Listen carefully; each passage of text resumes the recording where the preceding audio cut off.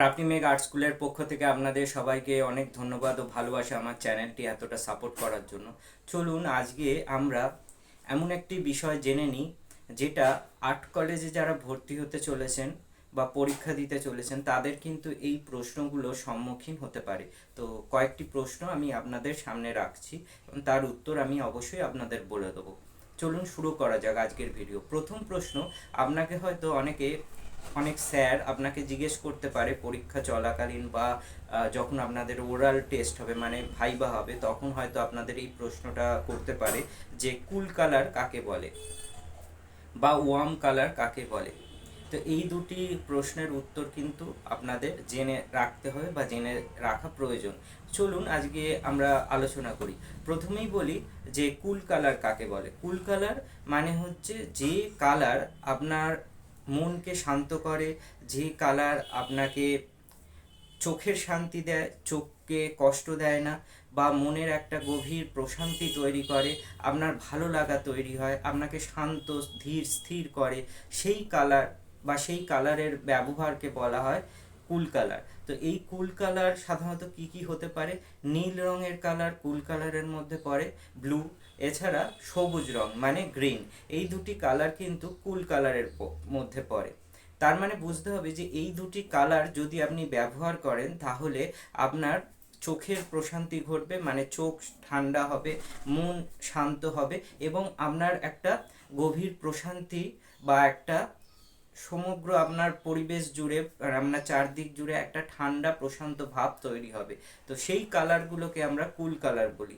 এবার worm colour কাকে বলে? ওয়ার্ম কালার হচ্ছে যে রং আপনার মনের মধ্যে একটা অস্থিরতা তৈরি করবে বা আপনার মনের মধ্যে একটা উষ্ণতা তৈরি করবে বা আপনাকে পীড়িত করবে, আপনার মধ্যে একটা চাঞ্চল্যতা তৈরি করবে, সেই কালারগুলোকে সাধারণত ওয়ার্ম কালার বলা হয়। যেমন হচ্ছে তার একটি উদাহরণ হচ্ছে রেড কালার বা রেড কালারের সম্বন্ধীয় যে কালারগুলো আছে, আশেপাশে কালারগুলো আছে। লাল কালার মানুষকে পীড়িত করে, মানে হচ্ছে আপনার মনটাকে চঞ্চল করে দেবে, আপনাকে অশান্ত করবে, আপনার চোখের মধ্যে স্ট্রেংথ তৈরি করবে রেড কালার।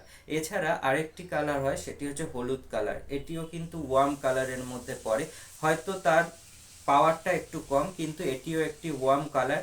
এই কালারটিও কিন্তু মনকে অশান্ত করে, চঞ্চল করে, আপনাকে উদ্ব্যস্ত করবে। আপনি যদি একটি ঘরের মধ্যে লাল আর ইয়েলো কালারের কোনো কাজ করেন দীর্ঘক্ষণ ধরে, দেখবেন আপনার মধ্যে একটা চঞ্চলতা বা একটা সাফোকেশন তৈরি হচ্ছে বা আপনার মধ্যে একটা অদ্ভুত একটা মনের জটিলতা তৈরি হচ্ছে।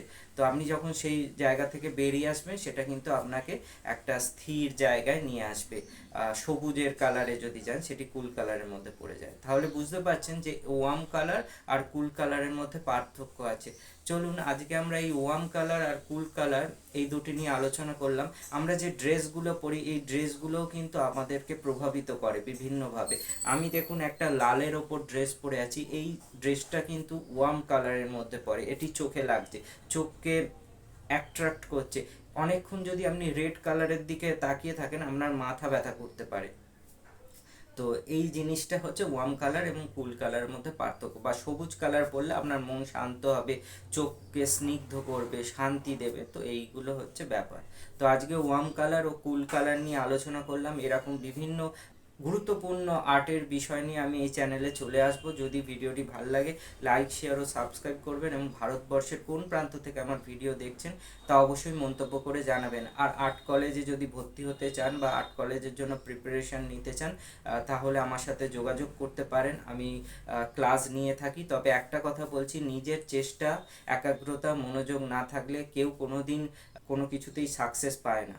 তো এটি মনে রাখবেন, কাজ করে যান। আর যারা ছবি আঁকেন বা ছবি আঁকার সাথে যুক্ত তারা আমার সাথে যুক্ত হতে পারেন, যোগাযোগ করতে পারেন, আমার সাথে অ্যাপয়েন্টমেন্ট করে দেখা করতে পারেন। আমি শুক্রবার প্রত্যেকের সাথে দেখা করি। সবাই ভালো থাকবেন। আর ক্লাস করতে চাইলে আমার নাম্বার ডিটেলস আছে, যোগাযোগ করে নিন। ভালো থাকবেন সবাই, নমস্কার। আবার নতুন ভিডিওতে আপনাদের সাথে দেখা হয়ে যাবে।